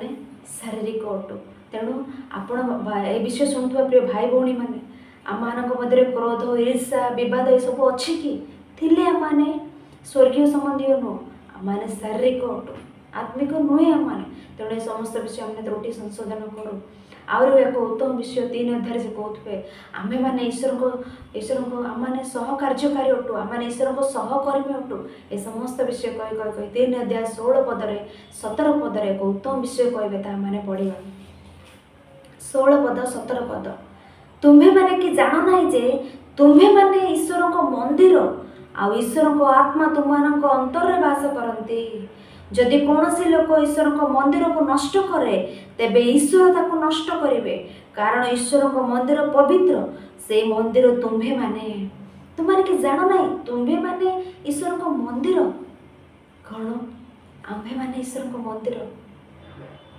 कहले कौन मंडली मंदिर को नष्ट कर ना कहते हाँ प्रिय माने आम भावनार भी आम अजाणतार भी आम मंदिर को नष्ट न करूँ मंदिर को नष्ट करने चिंताधारा आम मन में जात न हो प्रिय माने मंडली कहले कौन मंडली कहले आपण माने मु मंडली को नष्ट करी मु मंदिर को नष्ट करी एपरी चिंताधारा भी मन में जात न हो ଜଗତରେ ଷଡ଼ଯନ୍ତ୍ର ଅଛି, ଜଗତରେ କପଟ ଅଛି, ଜଗତରେ ଭ୍ରାନ୍ତ ଅଛି। ସେଇ ସବୁ ବିଷୟ ମୋଠାରେ ଥିବାରୁ ମୁଁ ମଣ୍ଡଳୀ ଥିବା ଲୋକମାନଙ୍କୁ ଈଶ୍ୱରଙ୍କ ନିକଟରୁ ଦୂରକୁ ନେଇ, ସେଇ ସବୁ ବିଷୟ ଦ୍ୱାରା ଈଶ୍ୱରଙ୍କ ନିକଟରୁ ଦୂରକୁ ନେଇ ସେମାନଙ୍କୁ ଜଗତର ନିକଟତର କରାଉଥିଲେ। ସେମାନଙ୍କ ଆଧ୍ୟାତ୍ମିକ ଜୀବନରୁ, ଆତ୍ମିକ ଜୀବନରୁ ସେମାନଙ୍କୁ ପୃଥକ କରି ଏଇ ଜଗତର ନିକଟତର କରାଉଥିଲେ। ଏଇ ଜଗତରେ ସେମାନଙ୍କୁ ମିଶାଇ ଦେଉଥିଲେ, ଈଶ୍ୱରଙ୍କ ବାକ୍ୟରୁ ଦୂର କରିଦେଉଥିଲେ। ଈଶ୍ୱର ମୋତେ ପରିତ୍ୟାଗ କରିବେ ଭାବୁଛନ୍ତି କି? ଏ ପ୍ରକାର କାର୍ଯ୍ୟ କେବେ କେହି ହେଲେ ନ କରନ୍ତୁ।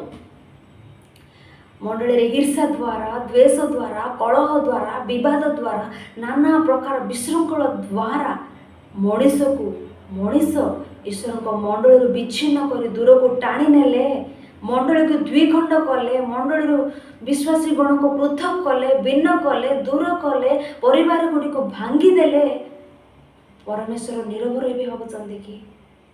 ଯାହା ଦ୍ୱାରା ହେଲେ ମଣ୍ଡଳୀ ଛିନ୍ନ ଭିନ୍ନ ହୋଇଯାଉଛି, ଯାହା ଦ୍ୱାରା ହେଲେ ମଣ୍ଡଳୀ ନଷ୍ଟ ହେଉଛି, ଈଶ୍ୱରଙ୍କ ମନ୍ଦିର ନଷ୍ଟ ହେଉଛି, ଈଶ୍ୱର ତାକୁ ଛାଡ଼ିବେ ନାହିଁ ପ୍ରିୟମାନେ। ଯିଏ ଆମ ମନ୍ଦିରକୁ ନଷ୍ଟ କରେ, ଆମେ ତାକୁ ନଷ୍ଟ କରିବା, ଈଶ୍ୱର ତାକୁ ନଷ୍ଟ କରିବେ।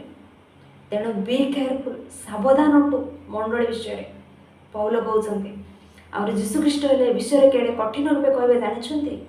କିନ୍ତୁ ଯେ କେହି ମୋ ଠାରେ ବିଶ୍ୱାସ କରୁଥିବା ଏ କ୍ଷୁଦ୍ରମାନଙ୍କ ମଧ୍ୟରୁ ଜଣଙ୍କର ବିଘ୍ନର କାରଣ ହୁଏ, ତା ବେକରେ ବଡ଼ ଚକ୍ଷିପତ୍ର ଟଙ୍ଗା ଯାଇ ତାକୁ ସମୁଦ୍ରର ଅଗାଧ ଜଳରେ ନିକ୍ଷେପ କଲେ ତା ପକ୍ଷରେ ଭଲ ହୁଅନ୍ତା। ଏତେ ସିରିୟସ୍ ରୂପେ କାହିଁକି ନେଉଛନ୍ତି? ମଣ୍ଡଳୀ ନିମନ୍ତେ ଖ୍ରୀଷ୍ଟ ପ୍ରାଣ ଦେଲେ, ମଣ୍ଡଳୀ ନିମନ୍ତେ ଖ୍ରୀଷ୍ଟ ରକ୍ତ ଝରାଇଲେ, ଅନେକ କ୍ଲେଶ ଭୋଗ, ଦୁଃଖ ଭୋଗ ସହ୍ୟ କଲେ। ସେଇ ମଣ୍ଡଳୀ ଥିବା ଲୋକମାନଙ୍କୁ, ସେଇ ଖ୍ରୀଷ୍ଟଙ୍କ ରକ୍ତରେ ଧୌତ ହୋଇଥିବା ବିଶ୍ୱାସୀ ଗଣଙ୍କୁ ତୁମେ ଟାଣି ନେବ କି? ତୁମେ ସେଇ ମଣ୍ଡଳୀକୁ ଦ୍ୱିଖଣ୍ଡ କରିବ କି? ବିଶ୍ୱାସୀମାନଙ୍କ ବିଘ୍ନର କାରଣ ହେବ କି? ମଣ୍ଡଳୀ ଛିନ୍ନ ଭିନ୍ନ ହେବାର କାରଣ ହେବ କି? ଈଶ୍ୱର ନୀରବ ରହିବେ ନାହିଁ, ଈଶ୍ୱର ନୀରବ ରହିବେ ନାହିଁ।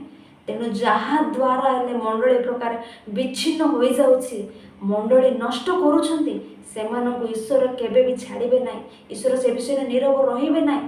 ଯୀଶୁ କହୁଥିବା ବାକ୍ୟ ମଧ୍ୟ ଶୁଣି ସତର୍କ ସଚେତନ ହୋଇଯାଆନ୍ତୁ। ମଣ୍ଡଳୀକୁ ଭାଙ୍ଗିବା ପାଇଁ କେହି ହେଲେ ବି ଚେଷ୍ଟା କରନ୍ତୁ ନାହିଁ।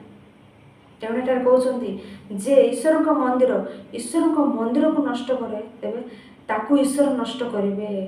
ଯେକୌଣସି ଲୋକ ଈଶ୍ୱର ମନ୍ଦିର ନଷ୍ଟ କରେ, ଈଶ୍ୱର ତାକୁ ନଷ୍ଟ କରିବେ। ତେଣୁ ଈଶ୍ୱରଙ୍କ ମନ୍ଦିର ହେଉଛି ଆମମାନେ ସମସ୍ତେ। ଈଶ୍ୱର ମନ୍ଦିର କେବେ ନଷ୍ଟ ନ କରେ। 3 ଅଧ୍ୟାୟ, 4 ଅଧ୍ୟାୟ, 5 ଅଧ୍ୟାୟ ସେ ପ୍ରକାର ଆମମାନେ ଦେଖିଥିଲେ। 4 ଅଧ୍ୟାୟ ସେ କହୁଥିବେ କେତେକ ବିଷୟ ଗୁଡ଼ିକ ଈଶ୍ୱରଙ୍କ ମଣ୍ଡଳୀ ବିଷୟରେ କେତେ କଥା କହେ। ଏଇ ପତ୍ର ଲେଖିଲା ବେଳେ ପାଉଲ କିପରି ଅଛନ୍ତି, ଏଇ ପତ୍ର ଲେଖିଲା ବେଳେ ପାଉଲ କିପରି ଅଛନ୍ତି ସେ ବିଷୟ 4 ଅଧ୍ୟାୟ 11 ପଦରୁ ଆମେ ପଢ଼ିବା। ଏ ସମୟ ପର୍ଯ୍ୟନ୍ତ ସୁଦ୍ଧା ଆମେ କ୍ଷୁଧିତ ଓ ତୃଷିତ, ବସ୍ତ୍ରହୀନ ଓ ପ୍ରହାରିତ ହେଉଅଛୁ, କିନ୍ତୁ ପୁଣି ନିରାଶ୍ରୟ ହୋଇ ଭ୍ରମଣ କରୁ କରୁ ସ୍ୱହସ୍ତରେ କର୍ମ କରି ପରିଶ୍ରମ କରୁଅଛୁ, ନିନ୍ଦିତ ହୋଇ ଆଶୀର୍ବାଦ କରୁଅଛୁ, ତାଡ଼ନା ପ୍ରାପ୍ତ ହୋଇ ସହ୍ୟ କରୁଅଛୁ, ଅପବାଦିତ ହୋଇ ମିଳନର କଥା କହୁଅଛୁ। ଏପର୍ଯ୍ୟନ୍ତ ସୁଦ୍ଧା ଆମେମାନେ ଜଗତର ଆବର୍ଜନା, ସମସ୍ତଙ୍କର କଳଙ୍କ ସ୍ୱରୂପ ହେଉଅଛୁ। ମୁଁ ତୁମମାନଙ୍କୁ ଲଜ୍ଜା ଦେବା ନିମନ୍ତେ ଏ ସମସ୍ତ ବିଷୟ ଲେଖୁନାହିଁ, କିନ୍ତୁ ମୋର ପ୍ରିୟ ସନ୍ତାନ ବୋଲି ମନେ କରି ତୁମମାନଙ୍କୁ ଚେତନା ଦେବା ନିମନ୍ତେ ଏ ସମସ୍ତ ଲେଖୁଅଛି। କାରଣ ଯଦ୍ୟପି ଖ୍ରୀଷ୍ଟଙ୍କ ବିଷୟରେ ତୁମମାନଙ୍କ 10 ସହସ୍ର ଶିକ୍ଷକ ଥାନ୍ତେ, ତଥାପି ତୁମମାନଙ୍କର ଅନେକ ପିତା ନାହାନ୍ତି। କାରଣ ଖ୍ରୀଷ୍ଟ ଯୀଶୁଙ୍କଠାରେ ମୁଁ ତୁମମାନଙ୍କୁ ସୁସମାଚାର ଦ୍ୱାରା ଜନ୍ମ ଦେଇଅଛି। ତାପରେ 16-17 ପଦରେ କହୁଥିବେ, ମୁଁ ତିମୋଥୀଙ୍କୁ ତୁମମାନଙ୍କ ନିକଟ ପଠାଇଅଛି। ସେ ପ୍ରଭୁଙ୍କଠାରେ ମୋର ପ୍ରିୟ ବିଶ୍ୱସ୍ତ ପୁତ୍ର। ଯେପରି ମୁଁ ସର୍ବତ୍ର ସମସ୍ତ ମଣ୍ଡଳୀରେ ଶିକ୍ଷା ଦେଇଥାଏ, ସେହିପରି ସେ ତୁମମାନଙ୍କୁ ମୋର ଖ୍ରୀଷ୍ଟୀୟ ଆଚରଣ ସମସ୍ତ ସ୍ମରଣ କରାଇବେ। ତିମୋଥୀ ଯାଉଛନ୍ତି ତୁମମାନଙ୍କ ନିକଟକୁ, ସେ ମୋ ବିଷୟରେ ତୁମମାନଙ୍କୁ କହିବେ। ଖ୍ରୀଷ୍ଟୀୟ ସମସ୍ତ ମୋର ଆଚରଣ ସମ୍ବନ୍ଧରେ ତୁମମାନଙ୍କୁ ଜଣାଇବେ। ଏ ସମସ୍ତ ବିଷୟ ଦେଇ ଲେଖି ଶିକ୍ଷା ଦେଇ ଶେଷରେ କ'ଣ କହୁଥିବେ କହିଲେ 4 ଅଧ୍ୟାୟ 21 ପଦରେ, ମୁଁ ବେତ ଘେନି ତୁମମାନଙ୍କ ନିକଟକୁ ଆସିବି, ଇଚ୍ଛା କରୁଅଛ କି ନା ପ୍ରେମ ଘେନି ତୁମମାନଙ୍କ ନିକଟକୁ ଆସିବା ପାଇଁ ମୁଁ ଇଚ୍ଛା କରୁଅଛ ବୋଲି ସେମାନଙ୍କୁ କହିବେ। ସେ ପ୍ରକାର 5 ଅଧ୍ୟାୟ ମାନେ ଦେଖିଲେ, 5 ଅଧ୍ୟାୟ 1ମ ପଦରେ ଆମେ ଦେଖିଲେ ସେ କହିବେ, ମୁଁ ତୁମମାନଙ୍କ ବିଷୟରେ ଏ କ'ଣ ଶୁଣୁଅଛି, ତାହା ବିଜାତିମାନଙ୍କ ମଧ୍ୟରେ ସୁଦ୍ଧା ଘଟେ ନାହିଁ। ଏ ପ୍ରକାର ବିଷୟ ଜଣେ ଆପଣା ପିତାର ଭାର୍ଯ୍ୟାକୁ ରଖିଅଛି, ଏ ପ୍ରକାର କର୍ମ, ଏ ପ୍ରକାର ବିଷୟ ମୁଁ କ'ଣ ଶୁଣୁଅଛି, ସେମାନଙ୍କୁ ତୁମମାନଙ୍କ ମଧ୍ୟରୁ ଦୂର କରିଦିଅ। କହୁଥିବେ ସେମାନଙ୍କୁ ତୁମମାନଙ୍କ ମଧ୍ୟରୁ ଦୂର କରିଦିଅ। ଏ ପ୍ରକାର କହୁଥିବ। ତୁମେ କିଏ ପ୍ରକୃତରେ? ତୁମେ ଏ ପ୍ରକାର ତୁମେ ସେମାନଙ୍କୁ ତୁମମାନଙ୍କ ମଧ୍ୟରୁ ଦୂର କରାଯାଏ ଏ ନିମନ୍ତେ ଗର୍ବ କରୁଅଛ। ମଣ୍ଡଳୀ ଏ ପ୍ରକାର ପରିସ୍ଥିତି କ'ଣ? ବିଜାତିମାନଙ୍କ ମଧ୍ୟରେ ନ ଘଟିବା ବିଷୟ ମଣ୍ଡଳୀରେ କାହିଁକି ଘଟୁଛି? ଆହୁରି 1 ଅଧ୍ୟାୟରେ ଆମେ ଦେଖିଲା ବେଳେ 6 ଅଧ୍ୟାୟରେ ଆମେ ଦେଖିଲା ବେଳେ କହୁଥିବେ ଭାଇ ଭାଇ ବିରୁଦ୍ଧରେ ବିବାଦ କ'ଣ? ତୁମମାନଙ୍କ ମଧ୍ୟରେ ମଣ୍ଡଳୀରେ ବିବାଦ କ'ଣ ଘଟୁଛି? ମଣ୍ଡଳୀରେ ତୁମମାନଙ୍କ ମଧ୍ୟରେ ବିବାଦ ଘଟୁଛି। ସେଇ ଏକ ନ୍ୟାୟ ପାଇଁ ତୁମେ ଅବିଶ୍ୱାସୀ ନିକଟକୁ ଯାଉଅଛ କି? ବିବାଦ ତୁମମାନଙ୍କ ମଧ୍ୟରେ ଘଟୁଛି, ତୁମେ ବାହାର ଲୋକ ନିକଟକୁ କାହିଁ ଯାଉଅଛ? ତୁମମାନଙ୍କ ବିଷୟରେ ସେ କ'ଣ କରେ? ତୁମେ ଜଗତର ସାଧୁ ଲୋକମାନେ ଜଗତର ବିଚାର କରିବେ। ତୁମର କ୍ଷମତା ତୁମେ ଜାଣୁନାହ କି? ତୁମ ସାମର୍ଥ୍ୟ ତୁମେ ଜାଣୁନାହ କି? ତୁମେ ହିଁ ବିଚାର କରିବା ପରିସ୍ଥିତିରେ ଅଛ। ତୁମେ ଅନ୍ୟମାନଙ୍କ ନିକଟକୁ ଯାଉଛ କି? ବାହାର ଲୋକ ନିକଟକୁ ଯାଉଛ କି? ଅବିଶ୍ୱାସୀ ନିକଟକୁ ଯାଉଛ ଆମର ବିଚାର କର ବୋଲି କହି। ତୁମର କ୍ଷମତା ତୁମେ ପାଶରେ ଗଲ କି? ମଣ୍ଡଳୀରେ ବିବାହ ଘଟେ, ବାହାରେ ଛାଡ଼ପତ୍ର ହୁଏ, ବାହାରକୁ ଯାଉଛନ୍ତି। ମଣ୍ଡଳୀରେ ବିବାହ ଘଟୁଛି, ବାହାରକୁ ଛାଡ଼ପତ୍ର। ଏ କ'ଣ? ଏ ସମସ୍ତ ବିଷୟରେ ସେ ଅନୁଯୋଗ ଦେଉଥିବେ। ସେଇ ପ୍ରକାର 1 କରନ୍ଥୀୟ 6 ଅଧ୍ୟାୟ 9 ପଦ 10 ପଦ 11 ପଦ ମାନେ ପାଠ କଲେ ଅବା ଅଧାର୍ମିକ ମାନେ ଯେ ଈଶ୍ୱରଙ୍କ ରାଜ୍ୟର ଅଧିକାରୀ ହେବେ ନାହିଁ, ଏହା କି ତୁମମାନେ ଜାଣୁ ନାହିଁ? ଭ୍ରାନ୍ତ ହୁଅ ନାହିଁ। ବ୍ୟଭିଚାରୀ କି ପ୍ରତିମା ପୂଜକ କି ପାରଦାରିକ କି ସ୍ତ୍ରୀ ବଦାଚାରୀ କି ପୁମୈଥୁନକାରୀ କି ଚୋରି କି ଧନଲୋଭୀ କି ମତୁଆଳ କି ନିନ୍ଦକ କି ପରଦ୍ରବ୍ୟ ଲୁଣ୍ଠନକାରୀ ଏମାନେ ଈଶ୍ୱରଙ୍କ ରାଜ୍ୟର ଅଧିକାରୀ ହେବେ ନାହିଁ। ଆଉ ତୁମମାନଙ୍କ ମଧ୍ୟରୁ କେହି ଏହି ପ୍ରକାର ଥିଲ। କ'ଣ କହୁଛନ୍ତି? ତୁମମାନେ ଈଶ୍ୱରଙ୍କ ମଣ୍ଡଳୀକୁ ଆସିବା ପୂର୍ବେ ଏହି ପ୍ରକାର ଥିଲ। ତୁମମାନଙ୍କର କ'ଣ ଥିଲା? ବ୍ୟଭିଚାର, ପ୍ରତିମା ପୂଜା କରୁଥିଲ, ପାରଦାରିକ, ଏସବୁ ତୁମମାନଙ୍କର ଥିଲା। କେହି ଏହି ପ୍ରକାର ଥିଲ, ପୂର୍ବେ ତୁମମାନେ ଥିଲ। କିନ୍ତୁ କୃଷ୍ଣଙ୍କ ନିକଟକୁ ଆସିଲା ପରେ, କୃଷ୍ଣଙ୍କୁ ପରିଧାନ କଲା ପରେ, ଏ ପ୍ରକାର ମଣ୍ଡଳୀକୁ ଆସିବା ପରେ ତୁମମାନଙ୍କର ଏସବୁ ରହିବାକୁ ହବ ନାହିଁ। ମଣ୍ଡଳୀକୁ ଆସୁଛ, ମାନେ କୃଷ୍ଣଙ୍କୁ ପରିଧାନ କଲୁ, ବାପ୍ତିସ୍ମ ଦ୍ୱାରା ହୋଇଲେ କୃଷ୍ଣଙ୍କ ମଣ୍ଡଳୀରେ ଆମେ ସଂଯୁକ୍ତ ହେଲୁ। ମଣ୍ଡଳୀ କହିଲେ କୃଷ୍ଣଙ୍କର ଶରୀର, କୃଷ୍ଣଙ୍କ ଶରୀର ରୂପେ ଆମେ ସଂଯୁକ୍ତ ହେଉଛୁ। ମଣ୍ଡଳୀରେ ସଂଯୁକ୍ତ ହେବା ପରେ ପୁନର୍ବାର ଏସବୁ କାର୍ଯ୍ୟ ଆମମାନଙ୍କର ଦେଖାଗଲେ ଆମେ କ'ଣ କରୁଛୁ? ପୂର୍ବେ କୃଷ୍ଣଙ୍କୁ ଜାଣିବା ପୂର୍ବେ ଆମେ ନିଜେ ଅଶୁଚି ଥିଲୁ, କିନ୍ତୁ ଏବେ ମଣ୍ଡଳୀକୁ ଆସିଲା ପରେ ଏ ପ୍ରକାର ଅଶୁଚି କର୍ମ କରିବା ଦ୍ୱାରା ଆମେ କ'ଣ କରୁଛୁ ଜାଣିଛୁ? ବାପ୍ତିସ୍ମ ନେଲା ପରେ କରୁଅଛୁ ଏ କାର୍ଯ୍ୟ ଗୁଡ଼ାକ, ତାହେଲେ ଆମେ କୃଷ୍ଣଙ୍କ ଶରୀରକୁ ଅଶୁଚି କରୁଅଛୁ। କାରଣ ବାପ୍ତିସ୍ମ ନେବା ପରେ କୃଷ୍ଣଙ୍କ ଶରୀର ସହିତ ଆମେ ସଂଯୁକ୍ତ ହେଲୁ। କୃଷ୍ଣଙ୍କ ଶରୀର ମଣ୍ଡଳୀ ସହିତ ସଂଯୁକ୍ତ ହେଉଛୁ। ଆମେ ମଣ୍ଡଳୀ ସହିତ ସଂଯୁକ୍ତ ହେଲା ପରେ ଏ ପ୍ରକାର କାର୍ଯ୍ୟ, ଅଶୁଚି କାର୍ଯ୍ୟ ଆମ ଶରୀର ଦ୍ୱାରା ଘଟାଇଲେ ଆମେ କାହାକୁ ଅଶୁଚି କରୁଅଛୁ? କୃଷ୍ଣଙ୍କ ଶରୀରକୁ ଅଶୁଚି କରୁଅଛୁ। ତେଣୁ ସାବଧାନ, କ'ଣ କରୁଛ ବୁଝିପାରୁଛ? ଏ ସମସ୍ତ ବିଷୟ ଲେଖି ଆଉ ଆମେ ଦେଖିଲେ 18 ପଦ 19 ପଦ। ବ୍ୟଭିଚାରଠାରୁ ପଳାୟନ କର। ମନୁଷ୍ୟ ଅନ୍ୟ ଯେକୌଣସି ପାପ କରେ ତା ଶରୀର ବହିର୍ଭୂତ, କିନ୍ତୁ ଯେ ବ୍ୟଭିଚାର କରେ ସେ ଆପଣା ନିଜ ଶରୀର ବିରୋଧରେ ପାପ କରେ। ଅବା ତୁମମାନଙ୍କ ଶରୀର ଯେ ଈଶ୍ୱରଙ୍କ ଠାରୁ ପ୍ରାପ୍ତ, ତୁମମାନଙ୍କ ଅନ୍ତର୍ବାସୀ ପବିତ୍ର ଆତ୍ମାଙ୍କ ମନ୍ଦିର, ଏହା କ'ଣ ଜାଣ ନାହିଁ? ଆଉ ତୁମମାନେ ନିଜେ ନିଜର ନୁହଁ, କାରଣ ତୁମମାନେ ବିଶେଷ ମୂଲ୍ୟରେ କିଣା ଯାଇଅଛ। ଏଣୁ ତୁମମାନଙ୍କ ଶରୀରରେ ଈଶ୍ୱରଙ୍କ ଗୌରବ ପ୍ରକାଶ କର। ଏ ଶରୀର ଦ୍ୱାରା କ'ଣ କରିବାର ଅଛି? ପରମେଶ୍ୱରଙ୍କ ଗୌରବ, ଈଶ୍ୱରଙ୍କ ଗୌରବ ପ୍ରକାଶ କରିବା। ଆମେ ବିଶେଷ ମୂଲ୍ୟରେ କିଣା କଲୁ। ପୁନର୍ବାର ସେ ଅଶୁଚି କର୍ମ ନ କର ବୋଲି ଏବେ ପର୍ଯ୍ୟନ୍ତ ମଣ୍ଡଳୀକୁ ଘଟୁଥିବା ତ୍ରୁଟି ଗୁଡ଼ିକ ସଂଶୋଧନ କରିବା ପାଇଁ ଚେଷ୍ଟା କରୁଥିବେ। ଏବେ 7 ଅଧ୍ୟାୟ ମାନେ ଦେଖିଲା ବେଳେ 7 ଅଧ୍ୟାୟରେ ବିବାହ ସମ୍ବନ୍ଧୀୟ ଅନେକ ବିଷୟ ଗୁଡ଼ିକ କହୁଥିବେ। ଛାଡ଼ପତ୍ର ବିଷୟରେ, ବିବାହ କରିବା ଲୋକ କିପରି ରହିବାର ଅଛି, ବିବାହ ନ କରିବା ଲୋକ କିପରି ରହିବାର ଅଛି, ଏ ସମସ୍ତ ବିଷୟ 7 ଅଧ୍ୟାୟ। ସେଇ ପ୍ରକାର 8 ଅଧ୍ୟାୟ ଆମେ ଦେଖିଲେ 8, 9, 10 ଅଧ୍ୟାୟ ସେଠାରେ ଅଧିକ ମନ୍ଦିର ଗୁଡ଼ିକ ଥିଲେ ନା, ସେଇ ମନ୍ଦିର ଗୁଡ଼ିକରେ ମାଂସ ବଳି କରୁଥିଲେ ନା, ସେ ବଳି ମାଂସ ଅଳ୍ପ ରଖି ଆଉ ସମସ୍ତ ବିଷୟ ମାର୍କେଟକୁ ଛାଡ଼ୁଥିଲେ। ସେ ସମସ୍ତ ବିଷୟ ଆମେ ଖାଇବା କି ନାହିଁ ଏ ସମସ୍ତ ବିଷୟରେ, ଖାଦ୍ୟ ପଦାର୍ଥ ବିଷୟରେ, ଦେବପ୍ରସାଦ ଭୋଜନ ବିଷୟରେ ଏଠାରେ ଆମେ କହିଲା ପରି ଆମେ ଶୁଣିଥାଉ, ଦେଖିଥାଉ। ଦେବପ୍ରସାଦ ବିଷୟରେ ଖାଇବ କି ନାହିଁ କହି ଆମମାନଙ୍କୁ ସ୍ୱେଚ୍ଛା ଅଛି ଖାଇବା ନିମନ୍ତେ, କିନ୍ତୁ ତା ଅନ୍ୟର ବିଘ୍ନର କାରଣ ନ ହୁଏ ବୋଲି ସେ କହୁଥିବେ। ଅତଏବ ଯଦି 8ରୁ 13 ପଦ, ଅତଏବ ଯଦି ଖାଦ୍ୟଦ୍ରବ୍ୟ ମୋର ଭାଇର ବିଘ୍ନର କାରଣ ହୁଏ, ତେବେ ମୋର ଭାଇ ଯେପରି ମୋ ଦ୍ୱାରା ବିଘ୍ନ ନ ପାଏ, ସେଥିପାଇଁ ମୁଁ କେବେ ହେଲେ ମାଂସ ଖାଇବି ନାହିଁ। ମୋ ଭାଇ ଯଦି ମୋ ଭାଇ ଯଦି ବାଧା ପାଏ, ମୋ ଭାଇ ଯେପରି ମୋ ଦ୍ୱାରା ବିଘ୍ନ ନ ପାଏ, କାରଣ ସେ ଜଣେ ଦୁର୍ବଳ ବ୍ୟକ୍ତି ନିମନ୍ତେ ଯୀଶୁଖ୍ରୀଷ୍ଟ ପ୍ରାଣ ଦେଲେ। ସେଇ ଦୁର୍ବଳ ବ୍ୟକ୍ତି କାଳେ ଆମମାନଙ୍କର ସାବଧାନ ଦୁର୍ବଳମାନଙ୍କର ଝୁଣ୍ଟିବାର କାରଣ ହୁଏ। ଦୁର୍ବଳମାନେ ଝୁଣ୍ଟି ନ ପଡ଼ନ୍ତୁ ଆମଙ୍କ ସ୍ୱାଧୀନତା ଦ୍ୱାରା, ଆମଙ୍କ ସ୍ୱେଚ୍ଛା ଦ୍ୱାରା। ଏ ସମସ୍ତ ବିଷୟ 8 ଅଧ୍ୟାୟରେ କହୁଥିବେ। 9 ଅଧ୍ୟାୟରେ କ'ଣ କହିବେ? 9 ଅଧ୍ୟାୟରେ ପାଉଲ ଆପଣାକୁ ଥିବା ସ୍ୱାଧୀନତା ସୁସମାଚାର ପ୍ରଚାରକ ଦ୍ୱାରା ସେ ବଞ୍ଚିପାରିବେ। ସୁସମାଚାର ପ୍ରଚାରକ ଦ୍ୱାରା ସେ ବଞ୍ଚିପାରିବେ, କିନ୍ତୁ ସେ ସେପରି କରନ୍ତି ନାହିଁ। ସେ ବିଷୟରେ କହୁଥିବେ 9 ଅଧ୍ୟାୟ 7 ପଦ। କିଏ ନିଜ ବ୍ୟୟରେ କେବେ ସୈନିକ ବୃତ୍ତି କରେ? କିଏ ଦ୍ରାକ୍ଷା କ୍ଷେତ୍ର କରି ସେଥିରେ ଫଳ ଭୋଜନ ନ କରେ? ଅବା କିଏ ପଶୁ ପୋଲ ପାଳନ କରି ପଲର ଦୁଗ୍ଧ ପାନ ନ କରେ? କିଏ ଦ୍ରାକ୍ଷା କ୍ଷେତ୍ର ପକାଇ ଫଳ ଭୋଜନ କରିବ ନାହିଁ କି? ପଲ ଥାଏ, ତାର ଦୁଗ୍ଧ ପାଳନ କରି ଦୁଗ୍ଧ ପାନ କରେ ନାହିଁ କି? ଆମମାନଙ୍କୁ ବି ଅଧିକାର ଅଛି ସୁସମାଚାର ପ୍ରଚାରକ ଦ୍ୱାରା ଜୀବିକା ନିର୍ବାହ କରିପାରୁ, କିନ୍ତୁ ଆମେ ସେପରି କରୁନାହୁଁ ବୋଲି ସେ ବିଷୟରେ ସେ କହୁଥିବେ। ସେ ପ୍ରକାର 10 ଅଧ୍ୟାୟ ମଧ୍ୟ ଖାଦ୍ୟ ବିଷୟରେ 11, 12, 13, 14 ମଣ୍ଡଳୀରେ ଆରାଧନାରେ ଘଟୁଥିବା ଅତିକ୍ରମ ଗୁଡ଼ିକ ବିଷୟରେ କହୁଥିବେ। 11 ଅଧ୍ୟାୟରେ ସ୍ତ୍ରୀମାନେ ମସ୍ତକ ଆଚ୍ଛାଦନ କରିବାର ଅଛି। 12 ଅଧ୍ୟାୟ ଆତ୍ମିକ ଦାହନ ଗୁଡ଼ିକ ବିଷୟରେ, 13 ଅଧ୍ୟାୟ ପ୍ରେମ ବିଷୟରେ, 14 ଅଧ୍ୟାୟ ମଣ୍ଡଳୀରେ ଅଲରେଡ଼ି ବିଶୃଙ୍ଖଳା ଘଟୁଅଛି, ମଣ୍ଡଳୀରେ ଗଣ୍ଡଗୋଳ ବିଶୃଙ୍ଖଳା, ସେ ସମୟରେ ସ୍ତ୍ରୀମାନେ ନୀରବ ହୋଇ ରୁହ ବୋଲି କହୁଥିବେ। ସେ ପ୍ରକାର 15 ଅଧ୍ୟାୟରେ ପୁନରୁତ୍ଥାନ ବିଷୟରେ, ପୁନରୁତ୍ଥାନ ନାହିଁ, ପୁନରୁତ୍ଥାନ ଘଟିଗଲା ଏ ପ୍ରକାର ଭ୍ରାନ୍ତରେ ସେଠାରେ ଥିବା ଲୋକମାନଙ୍କୁ ପୁନରୁତ୍ଥାନ ବିଷୟରେ କହୁଥିବେ। ପୁନରୁତ୍ଥାନ ହିଁ ନଥିଲେ ପ୍ରେମ ହିଁ ନାହିଁ। ଖ୍ରୀଷ୍ଟଙ୍କ ପୁନରୁତ୍ଥାନ ହେତୁ ଆମେ ବିଶ୍ୱାସ କଲୁ, ପ୍ରେମ କଲୁ, ସହ୍ୟ କରୁଛୁ।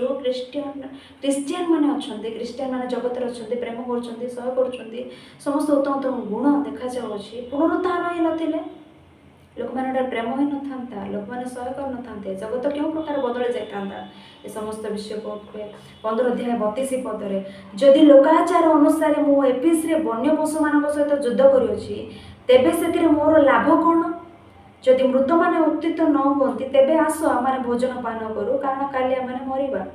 ଏ ପ୍ରକାର 36 ପଦରେ, ହେ ନିର୍ବୋଧ, ତୁମେ ନିଜେ ଯାହା ବୁଣ ତାହା ନ ମଲେ ସଜୀବ ହୁଏ ନାହିଁ। ଏ ପ୍ରକାର 15 ଅଧ୍ୟାୟରେ ପୁନରୁତ୍ଥାନ ବିଷୟରେ କହିବେ।